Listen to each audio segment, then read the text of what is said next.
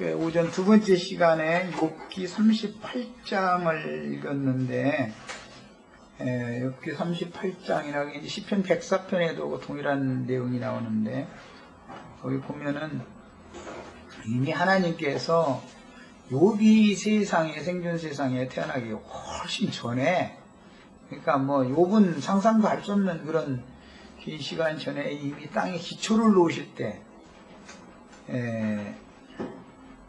별들 또 하나님의 아들들이 기뻐하고 또 소리질렀다 그랬고, 그 후로 이제 또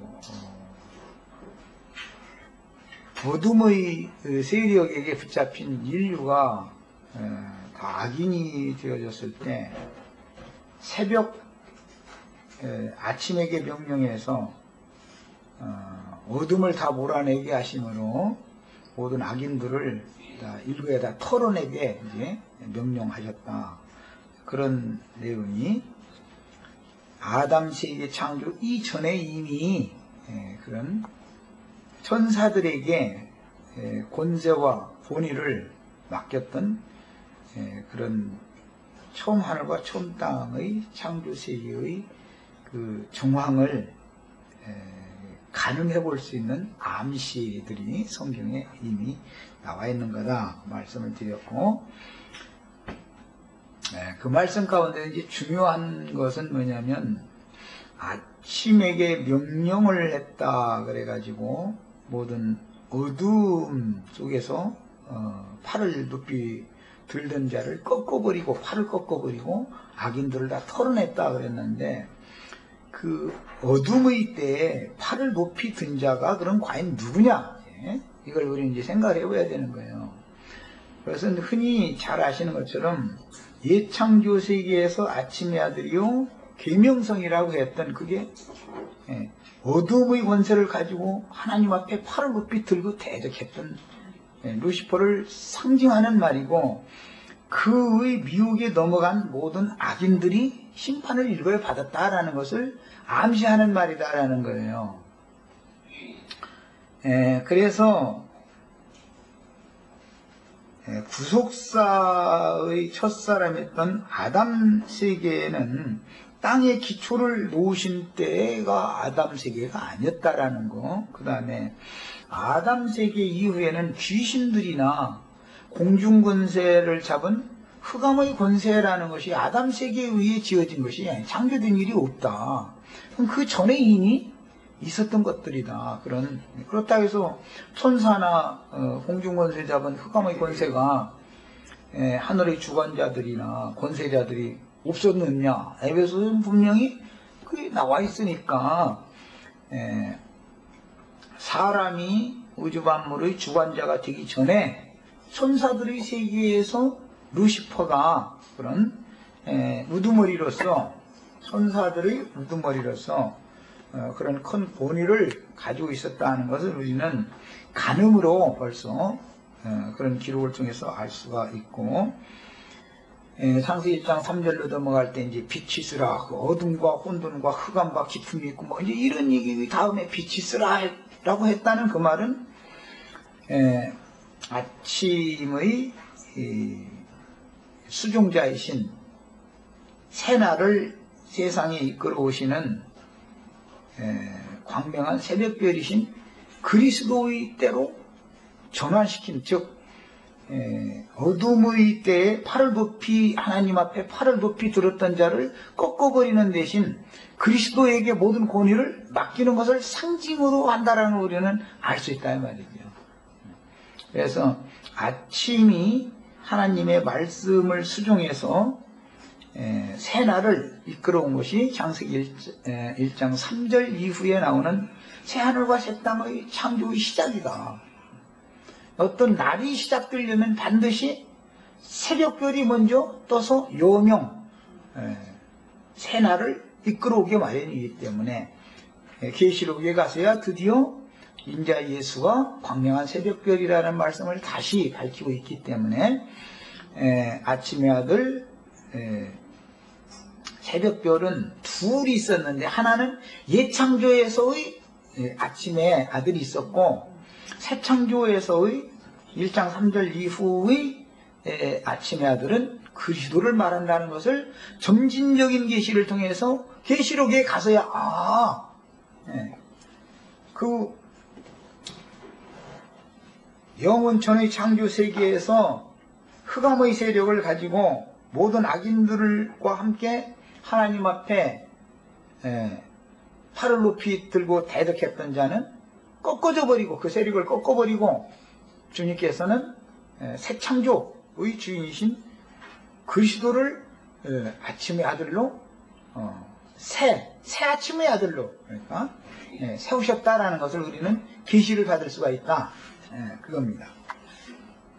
그래서 이미 땅에 기초를 놓으신 때 여명의 근원이요 광명한 새벽별이신 그리스도는 처음 하늘과 땅의 인도식 분자였던 옛창조 때 아침의 아들인 계명성을 쫓아서 어둠의 일을 행하던 모든 악인들을 낱낱이 다 찾아내고 단번에 하나님의 심판에 넘겼던 욥기나 시편의 기록들을 통해서 우리는 아담 세계의 창조 이전에도 이미 어둠의 권세에 붙잡힌 악인들이 있었고 악인들을 새 창조를 이끌어 오시는 광명한 새벽별이신 그리스도께 명해서 어둠을 물리치고 쫓아내고 새날을 이끌어 오게 하셨다라는 것을 창세기 1장 3절 이후의 새 창조를 이미 이렇게 암시를 받을 수가 있다. 그런 겁니다. 그 다음에 노아의 홍수 심판 이전에 이미 처음 하늘과 땅이 많은 만물들이 있었고 모든 생물들이 있었는데 그 모든 땅의 생물들은 물로 땅을 덮었기 때문에 코로 지식하는 모든 욥기나 시편에 나오는 그런 악인들은 밤의 권세를 가지고 있던 악인들은 일거에 털어냈다고 그랬지만 하나님의 심판을 받았다라는 것을 암시하는 것이다. 그 다음에 다시 말하지만 구속사의 첫사람인 아담은 인류의 조상이 아니고 악인들은 태초의 창조세계, 즉 영원 전이라고 하는 그 창조세계에도 이미 존재하고 있었다는 것을 성경에서 이처럼 우리는 암시를 받을 수가 있는 거다. 그들은 또 하나님께서 광명한 새벽별이신 그리스도를 통해서 어둠의 권세를 꺾어버리고 어둠의 권세에 연합되었던 모든 이제 밤 동안에 이제 아까 그 공동번역 읽어드렸지만 밤 동안에 세력을 떨치면서 불량배처럼 이렇게 살던 그런 자들을 다 털어냈다. 이렇게 표현했는데 이런 것은 성경 표현이라는 건 이런 특히 이제 욥기 이런 데는 시편 이런 데는 그래도 보도 시가 소의 표현이기 때문에 욥기나 시편이나 이런 것들은 그 시적인 표현이기 때문에 많은 어떤 암시를 함유하고 있는 것이다 라는 것을 이건 계시와 영감으로나 깨달을 수 있는 문제입니다. 이런 문제는 이제 잘못 이야기하면은 기독교계 사람들에도 증거대라, 과학적으로 증거대라 이렇게 나오기 때문에 그런 사람들하고는 대화가 더 이상 안 되는 거죠. 어떤 시라고 하는 것은 많은 짧은 어떤 문장 속에 많은 뜻을 함유하고 있는 겁니다. 시라는 표현은. 그러니까 이제 이것은 영감으로나 해석이 가능한 겁니다. 그래서 아까 예를 들으라고 아담을 창조하셨던 그 땅에 보기에도 좋고 먹기에도 좋은 나무가 나게 하셨다. 그러면 그것이 무슨 사과나무고 포도나무고 배나무냐 이런 식으로 따진다면 나는 그런 사람들하고는 대화가 안 되는 이야기니까 포도나무가 몇 그루 있었는지 배나무 사과나무가 몇 그루 있었는지 그 땅에 있었는지 그걸 누가 증명해. 그럼 그렇게 만약에 따진다면 그 사람은 그걸 알아 자기는? 본인도 모르는 소리 가지고 따지는 거지. 이것은 말이 안 되는 거기다. 그래서 그때 당시 인류에게도 에덴 동산 밖에 있는 땅의 사람들에게도 하나님 안에 들어오지 않은 사람들에게도 하나님께서는 이미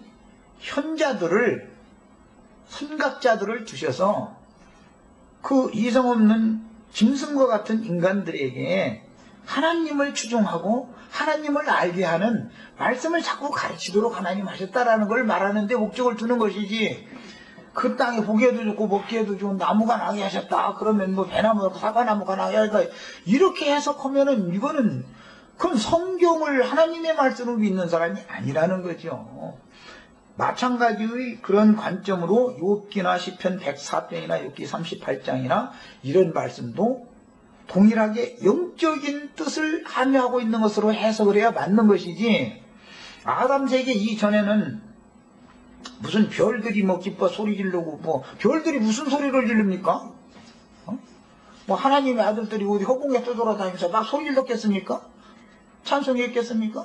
이게 다 이미 예창조 때 그 천사들의 우두머리인 루시퍼의 지휘를 받아서 하나님을 찬송하고 하나님이 하시는 행사에 대해서 영광을 돌리고, 다 그런 직무를 루시퍼가 주도적으로 우두머리로, 천사들이 우두머리로 받아가지고 있었는데, 그 모든 권세를 그 어둠의 권세로 잘못 오남용해서 사람들을 다 타락시켰기 때문에 하나님께서는 광명한 새벽별이신 예수 그리스도와 그의 배필이 될 사람들에게 그 마귀와 그 어둠의 천사들에게서 권세를 빼앗아가지고 그리스도와 그리스도의 배필될 사람들에게 영원한 새 세계를 상속해준다. 그래서 영원한 하나님의 영광과 구원을 찬양하고 영원토록 찬송하는 그런 제사장과 왕 같은 직분을 맡긴다라는 것이 암시하는 말들인 것이지, 허공에 떠 있는 별이 막 기뻐서 노래하고 막 찬송했다 이렇게 나오면은, 그러면 뭐 금성은 무슨 찬송하고 뭐 삼성은 무슨 찬송하고 나 이러고, 당신 그거 다 어떻게 설명할 수 있냐고, 또 나는 나대로 또 나한테 역질문은 난 나대로 역질문할 거 있어 또. 그래서 사람들은 알도 못하는 소리를 뭐 아는 것처럼 했었지만은, 이것은 다 성경을 보는 이상과 계시에 의해서 보는 게 아니라 천연적인 사람에게 지혜와 지식을 주는 마귀의 관점으로 성경을 보기 때문에 서로 이제 부딪힐 수밖에 없는 거다라는 거예요. 이걸 내가 지금 여러 번 강조를 한 겁니다. 그래서 다시 말하자면 구속사의 첫사람인 아담은 인류의 조상이 아니고, 그 다음에 아담 세계 창조 이전에 이미 어둠의 권세자가 있었고, 어둠의 권세자를 쫓던 땅의 많은 악인들이 있었고, 그래서 빛이 쓰라 하심으로 창세기 1장 3절 그 한 말씀 속에 그때 당시의 모든 어둠의 권세에 사로잡혔던 악인들을 눌러 싹 쓸어버리고 나서 하나님이 그들을 다 심판해버리고 나서 새 창조를 시작한다라는 것을 우리는 암시를 받을 수가 있다는 것이죠. 근데 성경의 해석이라는 건 참 그런 게 쉬운 게 아니에요. 그 다음에 태초의 창조 세계에 악인들은 이처럼 이미 존재하고 있었던 것이니, 가인의 아내나, 가인도 장가를 들여야죠. 에덴 동산 밖으로 쫓겨나가지고 그 에덴 동산 밖에 여자가 있었으니까 장가를 들은 거 아니에요. 만약에 아담이 인류의 조상이고 아담의 부인 하와만 만약에 여자가 있었다 그러면 저희 어머니한테 장가 들어서 아들 날 리는 없잖아. 지금 그 얘기를 하는 건 아닐 거 아니야.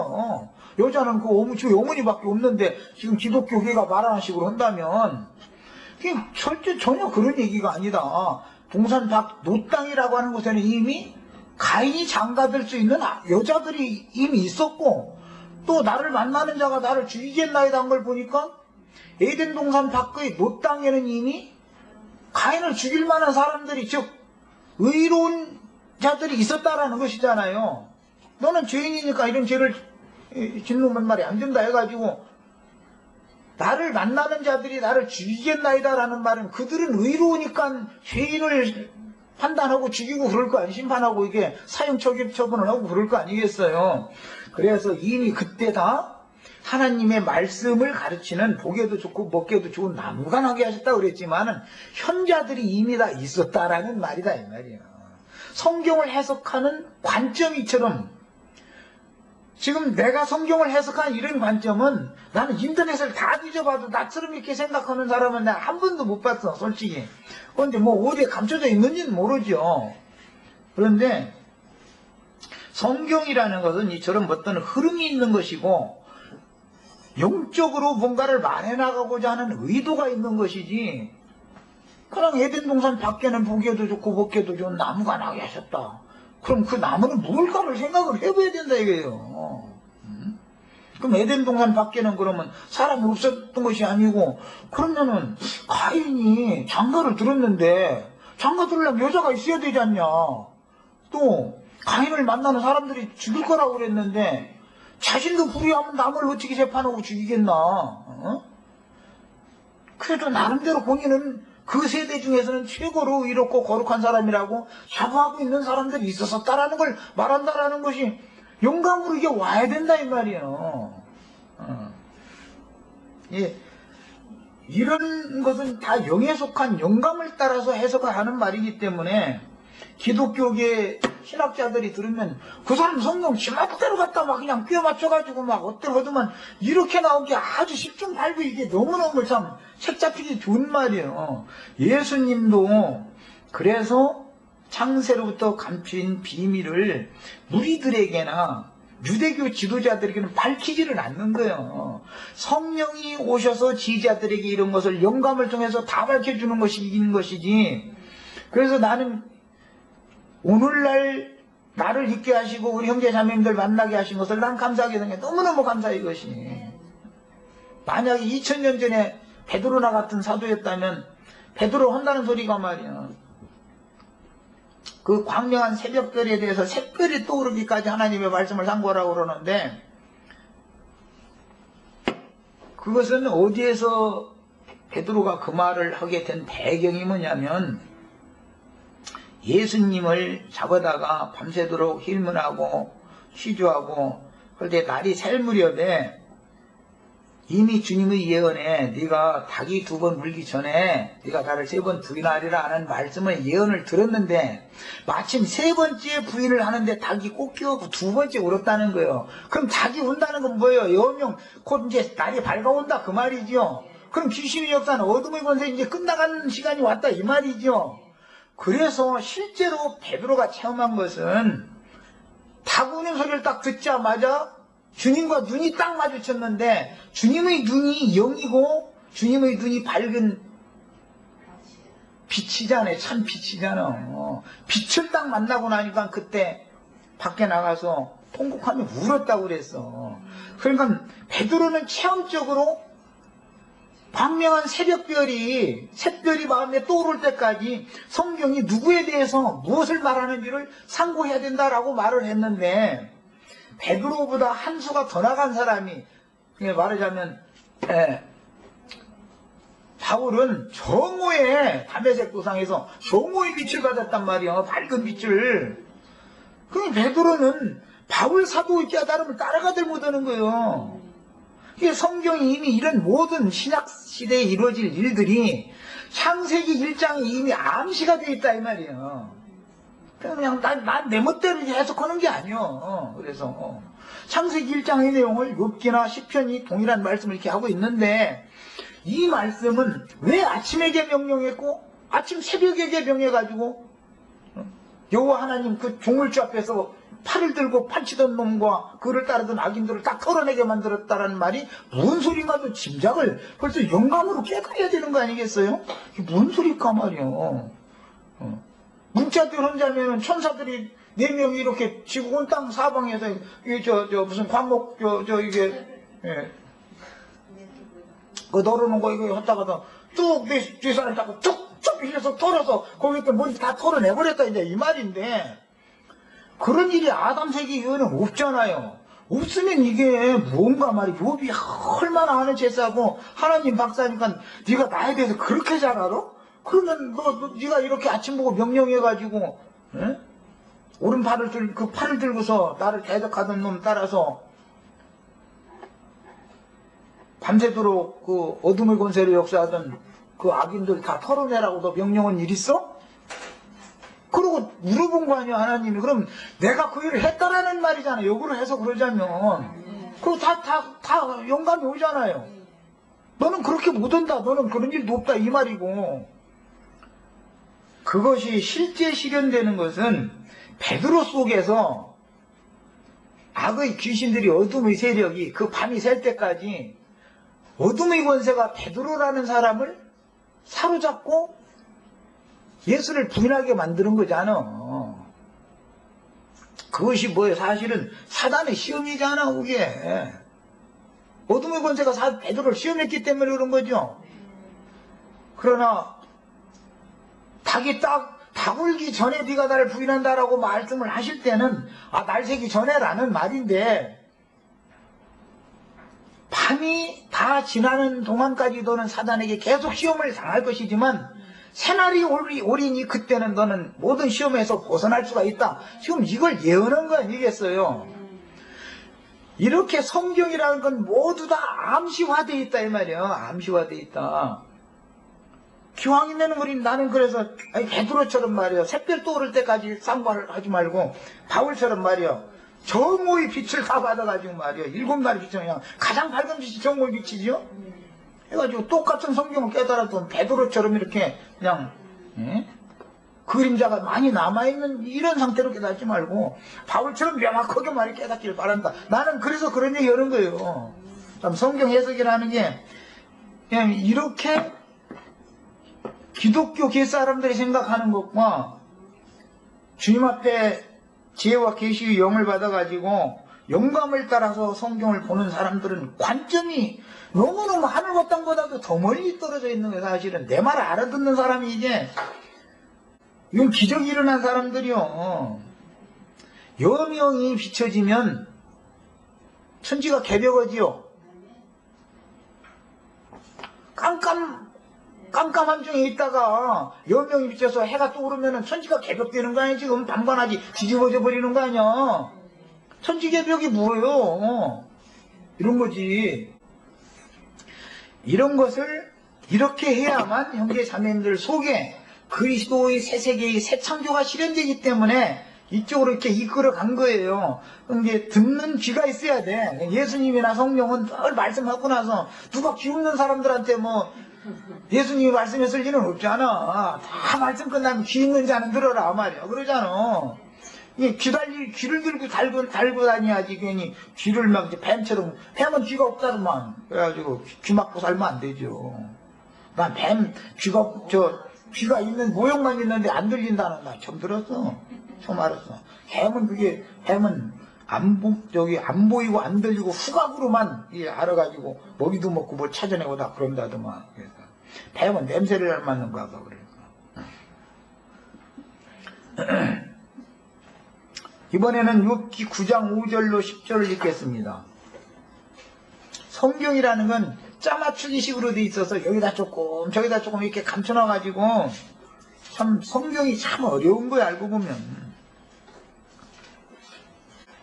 우준한 사람으로는 절대 이 진리의 세계를 찾아갈 수가 없어요. 하나님이 계시를 받지 않으면. 자, 읽습니다.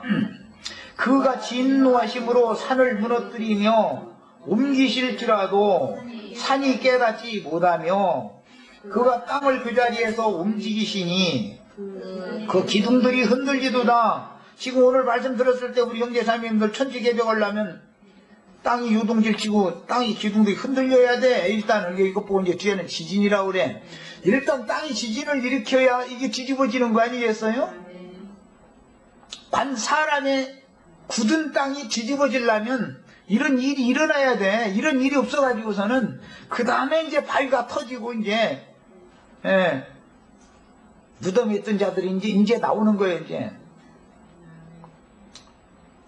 그런데도 산은 깨닫지도 못하고 그가 땅을 그 자리에서 움직이시니 그 기둥들이 흔들리는데도 그래도 아무 감각이 없으면 그 사람이 어떻게 하겠어 그걸. 이보다 더 큰 놈의 요동질이 어디가 있어. 그 다음에 그가 해를 명하여 뜨지 못하게 하시며 별들을 가두시도다 그랬어요. 그러면 아담 세계 이후로 해를 봉하여 뜨지 못하게 하고 별들을 가두신 적이 있어요? 없죠. 아담 세계 이후는 해와 별들만 있는 게 아니라 달도 있어. 근데 그때는 달은 없었단 말이에요. 이때는 교회가 없었죠. 루시퍼의 세계에서는 교회라는 게 없었어. 그래서 교회로 말미암아 감춘 비밀들을 드러내는 거예요. 그래서 그때 당시는 교회가 없었어요. 땅에 악인들만 있었지. 오른팔을 들고 뭐 하나님 앞에 덤비는 어둠의 권세자에게 다 이게 그냥 다 다스림을 받는 거예요. 그때는 교회가 없었어요. 구속받은 성도들이 그때는 땅이 없었다 이거예요. 그래서 그때는 뭐 해 얘기하고 별 얘기만 할 게 아니라 달 얘기도 해야 맞은 거 아니야. 그런데 왜 여기는 달 얘기는 안 했을까 하고 나 같으면 나 이거 해결될 때까지 잠 안 자. 주님 왜 달 얘기는 안 해? 아니 그때는 왜 달이 없었는지 좀 알려주세요. 난 이래고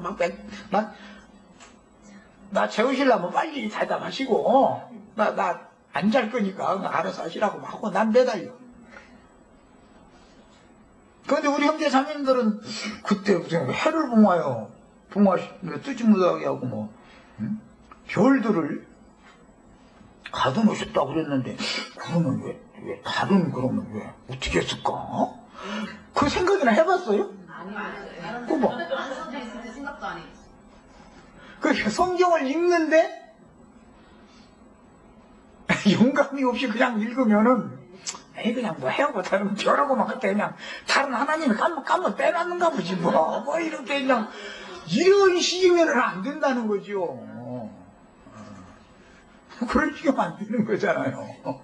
넷째 날이나 하늘에 큰 두광명과 그 다음에 별들 얘기가 나오기 때문에 이때는 이미 해와 별들은 있었지만 달은 없었다고.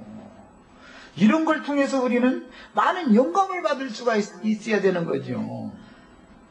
그리고 뭐 별들을 가두시도다 해놓고 그가 홀로 하늘을 펴시며 바닷물결을 밟으시며 바닷물결 밟는 것이 하나님의 신이 수면에 운행하신 얘기지요. 지금 북두성과 삼성과 묘성과 남방의 밀실을 만드셨으며 난 또 남방의 밀실 대답해달라고 하죠. 그냥 난 잠 안 자.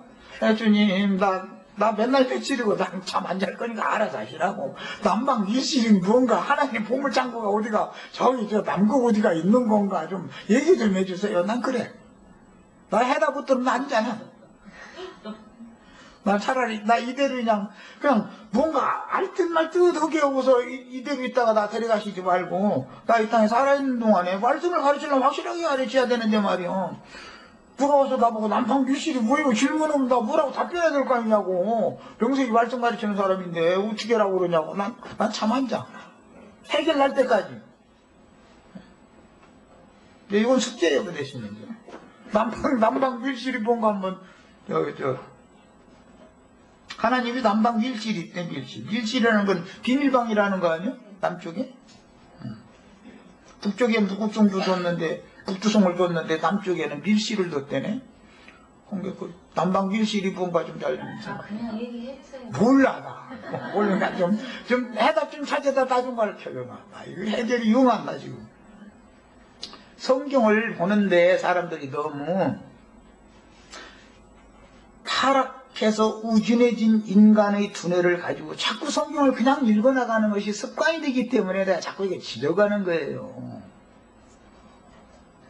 궁금하신가 봐. 얘기해달라고 보니까 나도 몰라. 우리 지체들 해답 좀 이렇게 주나 가르쳐줘. 목요일날 내가 좀 질문 다시 하고.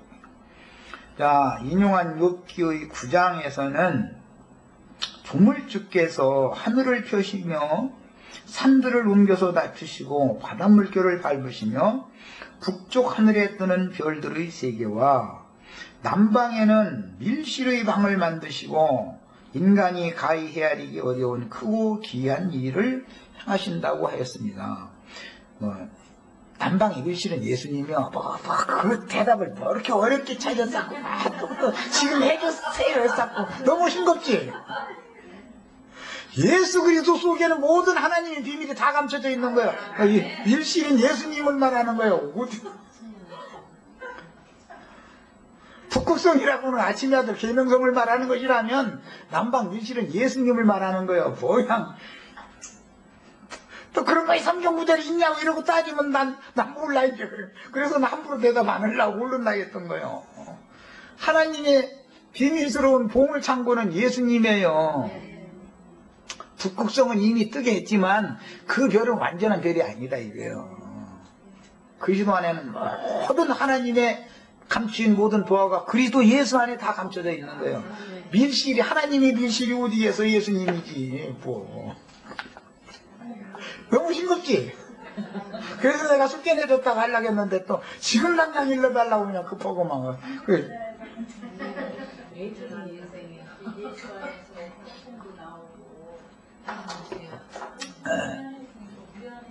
자, 이것만 깨달아도 성경을 보는 관점이 세상 교계의 찐다 난다 하는 사람들이 보는 관점과 하나님의 종 선지자들이 보는 관점은 너무너무 다르다라는 걸 알 수 있는 거예요. 보는 관점이 다른 거예요. 왜? 세상사에서는 무슨 과학적인 근거를 가지고 그에서 그냥 성경을 과학적인 근거의 자료를 보충하는 그런 용도로나 쓰려고 그러고 역사의 어떤 보충 자료로나 쓰려고 그러지만 하나님의 종들은 처음부터 끝까지 전부 예수 그리스도와 교회에 대한 구속사를 말한다라는 관점으로 보기 때문에 성경을 보는 시작과 끝이 전부 다른 거예요 이게. 아이 남방 밀실까지 이거 그거 감춰둬야 되는데 목요일날 그 물어봐야 되는데 또 여기 미리 해놔가지고 해를 봉하여 뜨지 못하게 하시고 옛 창조의 빛은 하나님이 보실 때는 완전한 빛이 아니라는 거죠. 그러니까 심판을 받은 거죠. 해도 심판받았죠. 해가 빛을 발해야 되는데 봉해가지고 빛을 발하지 못하게 만들었다면 그러니까 땅의 생물들만 물로 심판받은 게 아니라 해도 하늘도 다 심판받았다 이거예요. 그런데 하늘에 그때 당시에는 해와 별들만 있었지 달이 없었다는 게 참 이게 비밀이다 이거예요 이게. 오늘부터는 나영재님은 그때는 달이 없었다는데 왜 없는지 좀 이렇게 가르쳐 주세요 하고 남방 밀실은 뭔지 좀 가르쳐 주세요 하고 막 각자도 또 기도를 해가지고 더 좋은 답 좀 찾아와가지고 나 좀 가르쳐 주시오. 남방의 밀실은 하나님만이 아시는 비밀한 것들을 모두 다 넣어두었다가 필요할 때 내어다가 쓰시는 하나님의 창고인 예수 그리스도를 상징한다는 거 우리는 벌써 영감으로 알아야 된다. 그래서 예수는 예수 안에 하나님이 다 감춰져 있는데 때가 되어야만 밀실을 개봉을 할 때가 되어야만 밀실을 여는 거지. 하나님의 보물창고인데 아무 때나 아무 놈들한테 다 열어놨다가는 하나님의 보물창고 또 줄 거라고 또 판치고 앉았으면 하나님의 뜻이 안 이루어지잖아. 하나님은 못 당해. 그래서 하나님은 계시를 받을 많은 사람들에게만 때에 따라서 필요에 따라서 적재적소에 탁탁 조금씩 그만큼만 열어줘.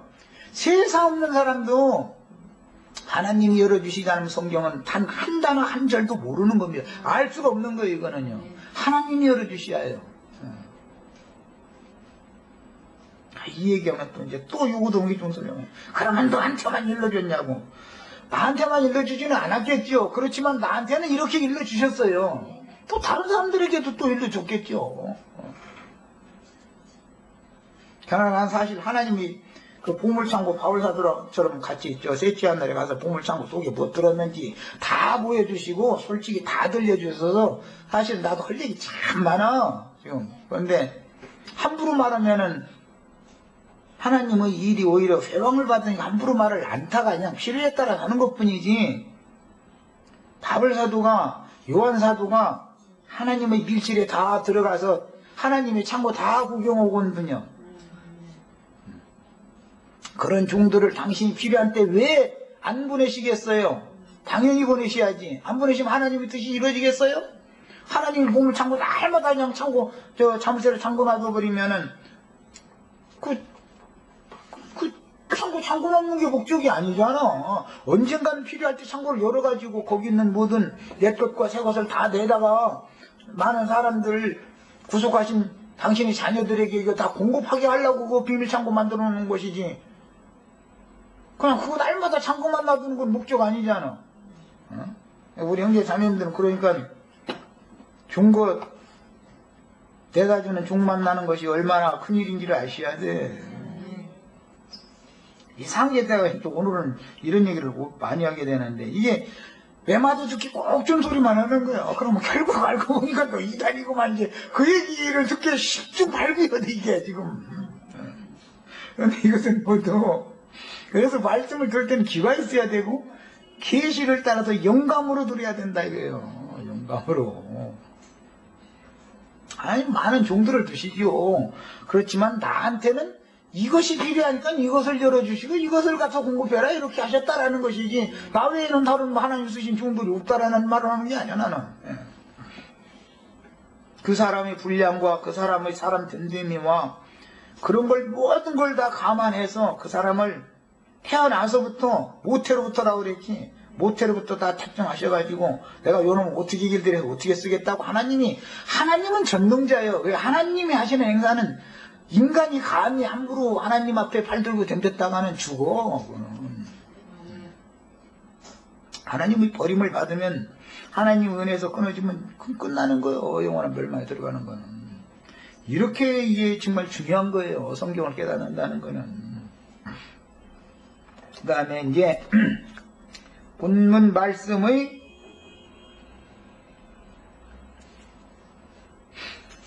태초라는 이제 용어부터 이제 들어갑니다. 창세기 1장 1절로 이제 돌아갑니다. 배경 설명은 다 했어요. 1장 1절과 2절의 3절로 이어지는 배경 설명을 지금까지 한 거예요. 그럼 이제 창세기 1장 1절의 태초에라고 그랬는데 에베소서에서는 영원 전이라고 그랬고 다른 구절에는 만세 전에라고 표현이 됐어요. 또는 만대 전이라고 되어 있어요. 이것은 아담의 생존을 위한 물질 세계의 재창조. 창세기 1장 3절부터는 재창조를 계획하셨다라는 걸 말한다는 걸 여러 번 말씀드렸어요. 그리스도의 새 세계를 창조할 것을 계획하신 것을 얘기한 거예요. 그런데 그 새 창조인 재창조보다 훨씬 이전에 이미 영들의 세계가 있었음을 알려주는 말씀이며 실제적인 시작의 태초는 그리스도 자신이니 그리스도가 태초죠. 끝은 누구예요? 끝도 그리스도예요. 성경은 모두 시작도 끝도 예수 그리스도에 대해서 말하는 거예요. 밀실 얘기하면 해답을 어려운데 찾으려고 하지 마. 예수님 말하는구나 이렇게 그냥 해 하면 그 예수님이야 이러고 그냥 답을 쉽게 찾아야 돼. 우리 형제 자매님들 애인이 누구요? 예수님. 김자매님 애인이 홍형제? 아니요. 아니라고 하면 홍형제 들으면 이제 오늘 이혼하자고 어쩌자고. 긴데 그보다 더 애인이 있다. 내 마음속에 홀로 숨겨놔둔 애인이 있다. 남편도 모른다 이래야지. 홍형제님한테 이혼당하려고 아니라고 하면 어떡해. 자, 그래서 이미 실제적인 시작의 태초는 그리스도 자신을 의미하는 것이고 시작도 없고 끝도 없는 하나님의 아들 예수 그리스도는 태초의 시작이요 계시록의 완성인 끝이며 처음이요 나중이고 알파와 오메가라고 주님 자신이 성령으로 친히 증거를 하셨습니다. 그 다음에 이 태초라는 것은 문자적으로 베레시트라는 이 히브리어 용어는 70인역에서 이 말은 요한복음 1장 1절과 같이 태초에 하나님이 계시니라 라고 하지 않고 말씀이 계시니라 요한복음 이렇게 돼 있죠. 그 요한복음 1장 1절과 같이 영원부터라는 뜻의 헬라어로는 신약의 헬라어로는 엔 아르케라는 그 의미인데 구약의 히브리어로는 베레시트라는 거예요. 그래서 신약의 요한복음 1장 1절의 태초 엔 아르케로 동일한 의미로 번역을 하여 정확한 의미를 가르쳐주고 있으나 70인역 성경은 이렇다는 거예요. 이 70인역 성경이라고 하는 것이 예수님 읽은 성경이죠. 예수님 읽은 성경이에요. 로마교 계통의 번역자들은 시간의 시작이다라고 강변하지만 천체의 광명체로 말미암는 시간이 시작되는 기점은 실제적으로 아담 세계의 시간의 시작은 넷째 날부터 시작되는 거죠. 사시와 일자와 연한을 이루라는 건 하루하루라고 하는 건 넷째 날부터 시작된 거잖아요. 그럼에도 이미 우리 수원의 김영재님 자꾸 이 문제 얘기하는 것처럼 창세기 첫째 날에도 저녁이 되면 아침이 되면 날짜가 있었다 이거요. 그때도 그때의 날은 아담 세계의 날과는 다르다라는 걸 우리는 영감으로 다 알아야 된다. 그래서 그 모든 날의 시간들이라는 것은 그리스도를 말하는 거다 이거예요. 그리스도는 사흘길을 앞서가시는 분이다. 이거 내가 여러 번을 말씀드렸어요. 그래서 시간이 시작되는 기점은 사실은 그리스도다. 그 다음에 지금 이 태양력이나 태음력으로 가리는 이 넷째 날 이후의 시간들도 사실은 구속자의 교회가 시작되어 타락을 거쳐서 하늘의 장작교회로 회복될 것을 암시하는 말이지. 넷째 날에 드디어 하늘에 큰 광명이 있어서 큰 광명 하나는 낮을 주관하고 큰 광명 하나는 밤을 주관하게 했다고 그랬는데 예수님이 죽은 후로 교회가 세상을 주관하지요. 주장하지요. 빛으로. 지금 교회 시대는 어둠의 세상에 교회가 있는 거잖아요. 이런 뜻을 말하는 것이지 무슨 천체계에서 해, 달, 별들이 어떻고 이것을 말하는데 목적을 두는 것은 아니다. 그러나 그런 문맥을 따라서 큰 두 광명을 하늘에 주었다라는 것은 해와 달을 뒀다라는 것을 얘기한다.